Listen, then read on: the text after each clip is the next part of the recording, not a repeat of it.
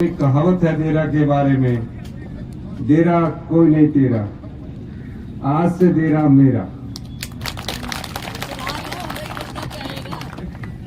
ये जो कहावत थी, इस कहावत के बाद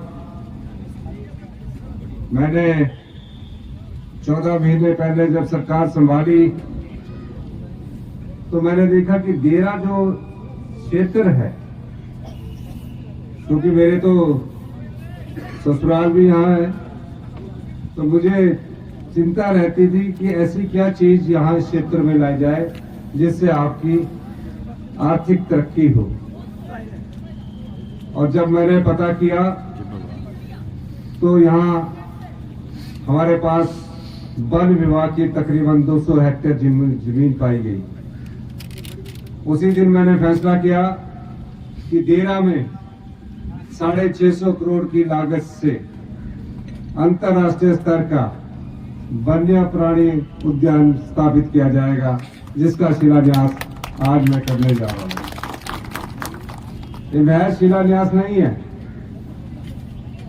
ये आपकी जीवन रेखा बदलने का काम करेगा। कुछ वर्षों में यहाँ बहुत अधिक पर्यटक आएंगे और तकरीबन आर पार के क्षेत्र बनाकर डायरेक्ट और इनडायरेक्ट रूप से 10,000 लोगों को रोजगार मिलेगा। इस क्षेत्र के युवाओं को रोजगार मिलेगा। यही नहीं, यहाँ जो सेंट्रल यूनिवर्सिटी का कार्य है, उसका नाम जरूर सेंट्रल यूनिवर्सिटी है, लेकिन 10 वर्ष से वहां कोई कार्य नहीं हुआ था। हमारी सरकार आने के बाद मैंने खुद व्यक्तिगत तौर पर जाकर प्रयास किया और उसका कार्य पूरी जोर शोर से यहाँ शुरू हो रहा है। तो देरा जो तेरा कोई नहीं, आज से हमारा है। मैं ये भी जानता हूं कुछ भ्रष्ट ताकतें हमारी सरकार को कमजोर करना चाहती है, और जिस प्रकार भारतीय जनता पार्टी की विपक्ष के नेता जयराम ठाकुर जी के मन में सत्ता की भूख है, वो कभी पूरी होने वाली नहीं है। क्योंकि जो लोग सिर्फ सत्ता के केंद्र बिंदु में रहना चाहते हैं, सत्ता उनसे खुद दूर भागती है। 14 महीने की सरकार में हमने समाज के अंतिम व्यक्ति तक पहुंचने की कोशिश की। सबसे पहले हमारी सरकार उन बच्चों का सहारा बनी जिनके माता नहीं है, पिता नहीं है। उसके बाद उन विधवाओं माताओं के बच्चों को हमारी सरकार ने इस बजट में, जिनके बच्चे 0 से 1 साल से 27 साल की उम्र के होंगे, वो चाहे MBBS करना चाहते होंगे, IIT करना चाहते होंगे या उच्च शिक्षा ग्रहण करना चाहते होंगे, उसके सारा खर्च, स्कूल की फीस से लेकर कॉलेज की फीस से लेकर हॉस्टल तक का सारा खर्च हमारी सरकार उपलब्ध करवाएगी। गांव के किसान को कैसे मजबूत किया जाए, तो हिंदुस्तान का हिमाचल प्रदेश पहला राज्य बना जहां गाय के मूल्य का समर्थन मूल्य दिया गया। क्या होता है समर्थन मूल्य? यानी कि हम गाय का दूध 45 रुपए किलो खरीदेंगे, अगर गाय का दूध उससे कम पैसे में बिकता है तो हम सरकार उसको खरीद लेगी और उसको 1 किलो के 45 रुपया मिलेंगे। उसी तरह भैंस का दूध सरकार 55 रुपए किलो खरीदेगी और 55 रुपए से ऊपर और 45 रुपए से ऊपर वो जनमानस को खुले बाजार में बेच सकता है। तो ये क्यों किया गया? इसके पीछे एक दृष्टिकोण ये है कि हमारे लोग गांव में पशु पालते हैं, अगर उनको ग्रामीण अर्थव्यवस्था को मजबूत करना है तो इस प्रकार का बदलाव लाना बहुत जरूरी है।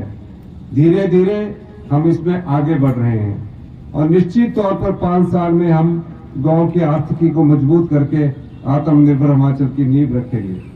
मैं ये भी कहना चाहता हूं, जो ये मंसूबे पाल रखे हैं कि हम खरीद फरोख्त करके हम सरकार बनाएंगे, हमारी सरकार उनके मंसूबों को पूरा नहीं होने देंगी। और ये मैं दावे के साथ कह सकता हूं हम लोग राजनीति में आए हैं, आम परिवार से उठकर हमने अपने राजनीतिक विचारधारा और 30 साल के लंबे संघर्ष के बाद जब मैं मुख्यमंत्री के पद पर पहुंचा तो मेरे मन में आम आदमी के लिए पीड़ा थी, आम आदमी के लिए दर्द था, गरीब का दर्द मेरे सीने में था, किसान की मजबूरी मेरे हमेशा दिमाग में रहती थी कि कैसे उनको मजबूत किया जाए। लेकिन कुछ शक्तियां इस लोकतंत्र को कमजोर करने के लिए कोशिश कर रही है। अभी हमें 5 साल चुनने का वक्त मिला, हमें 5 साल सरकार चलाने का जनता ने हक दिया है। इस हक को छीनेगा तो जनता हमारे साथ कंधे से कंधा मिलाकर खड़ी होगी। क्या आप चाहते हैं कि आप इन जो भाजपा विरोधी ताकतें हैं और जो लोग सत्ता के लालच में कुर्सी प्राप्त करना चाहते हैं, उसका मुंह तोड़ जवाब आप आने वाले लोकसभा चुनावों में देंगे? आप चाहते हैं? सब लोग हाथ खड़ा करके बताइए, पूरी जोर से हाथ खड़ा करके बताइए। और मैं आपको वादा करता हूं, देरा में 3 क्षेत्र आते हैं। संजय रतन जी मेरे साथ यूनिवर्सिटी टाइम से पढ़ते हैं, मेरी क्षमता को भी जानते हैं, मेरी लड़ाई लड़ने की ताकत को भी जानते हैं।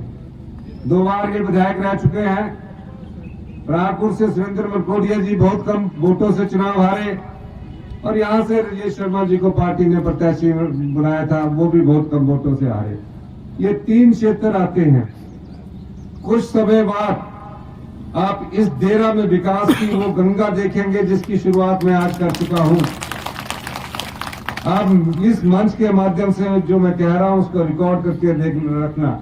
कुछ समय बाद आप देरा के इन तीनों क्षेत्रों में विकास की वो गंगा देखेंगे कि आपको महसूस होगा कि आपकी जो आर्थिकी मजबूत हुई है वो इस क्षेत्र के विकास से हुई है। क्योंकि अभी तीसरी एक और हमारी रैली है आज नगरोटा में।